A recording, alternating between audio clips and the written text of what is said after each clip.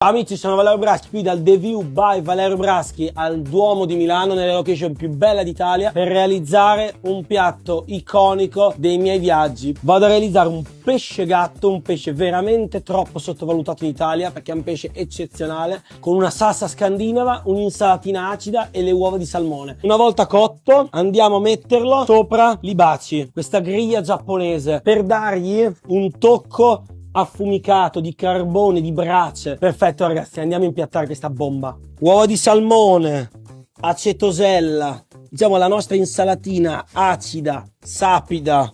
E infine andiamo a rifinire con una salsa. Questa è una salsa scandinava a base di patate, porro, anguilla affumicata, latte, panna e niente, lo andiamo a mettere intorno come se fosse una zuppa di pesce. Ed ecco ragazzi uno dei piatti più iconici della mia cucina: pesce gatto in salsa scandinava. Buon appetito!